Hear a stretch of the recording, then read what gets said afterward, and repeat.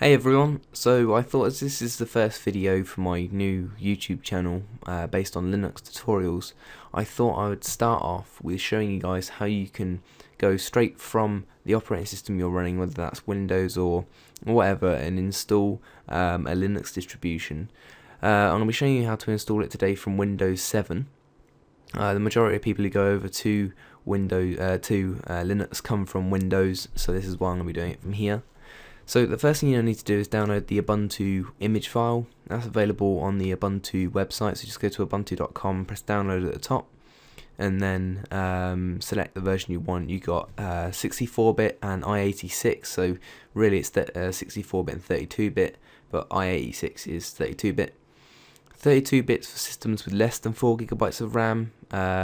If you have 4 gigs of RAM in your system at the moment, then get the 64-bit version, because the 32-bit version only allocates 3.5 gigs of RAM. So basically, if you got ideally 3 gigs or more, go 64-bit and you'll get an extra half a gig of RAM out of your system.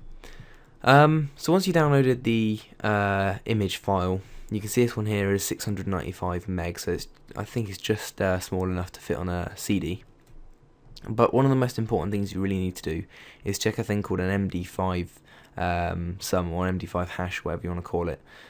Basically, every file has its own MD5 sum. So if you're downloading it off the internet, files could get corrupt, it might not download it properly, and you don't want to have to burn that to a CD and then try and install a system and format your drives, and then realise that the install isn't going to work, and then you might not have another computer to make another disk. So what you need to do is download the ISO image here, which is the Ubuntu one. I've renamed it here, but what we can do is in Windows you can download a program called MD5 sum. I'll put a link in the description for you.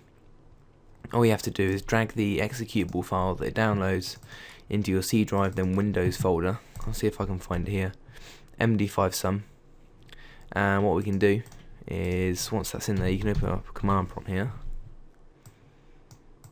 and we can do MD5 sum. Drag the ISO in, hit enter. This will then basically do an MD5 sum check, and as you can see, that's what it's come back with: B4, 36, B6, D, blah blah blah. So this number would be the same if you downloaded it on any system if the file was downloaded correctly. So if I did this on my laptop, I would expect to see the same thing. If not, it means that the file's corrupted. Now, you're probably asking, well, if you've got that number, how do you know if it's right or not? Well, if you head over to Google and you type in Ubuntu MD5 sums, or Arch, or OpenSUSE, or whatever you're using, just look for the MD5 sums. Now, this is a website I pulled from my main system, but I've just saved it so it looks a bit down here, I guess. But basically, if you scroll down a bit, you can see I'm going to be installing 12.04. I know 12.10's out, but I can't really say I'm a massive fan of that. But anyway, what you need to do is look for your version you've got here. I'm running 12.04, and you can see I've got 12.04.2. And now I'm running this one here, which is the desktop AMD 64 system, which, as you can see, the MD5 hash needs to be this. And as you can see, it says B436, B436, and then the four ending ones is 5B4E, 5B4E. So that's you don't really need to compare the whole lot. You just need to make sure that some of it is the same. As you see, 70E, 70E. So basically, the file I've got is working fine and downloaded as it should. So now we know that we've got a fully working ISO image with no corrupted files. You're going to need to put in a CD or a DVD into your drive, and you're going to need to use a program called ImageBurn. Now, you can install Ubuntu on a memory stick. If you've got like a USB 3 system or USB 3 compatible system, then using a USB 3 memory stick can make the install really quick. But you know, a lot of people don't really have spare memory sticks lying about, and CDs are definitely one of the things that lie about in people's houses. So using a CD, open up ImageBurn. If you want to know how to do it with a memory stick, just look on the Ubuntu website, it shows you how to do it. But click write an image to a file, write image file to disk, and then it says please select a file, so we use this little folder icon here and locate it to our desktop. Here it is. Click open. The DVD drive is fine. If you're doing an operating system, I'd highly suggest verifying it. Just make sure what's on the disk is right and what's on the computer, they both match basically.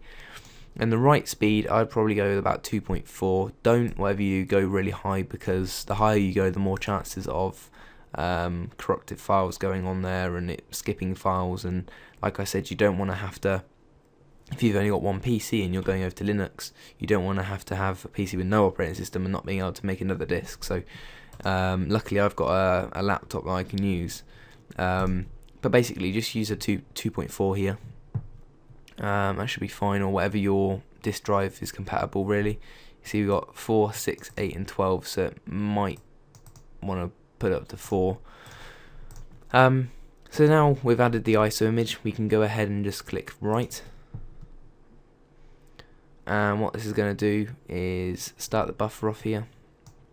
Alright, and there we go. So now what we can do is just press OK and let it do what it needs to do.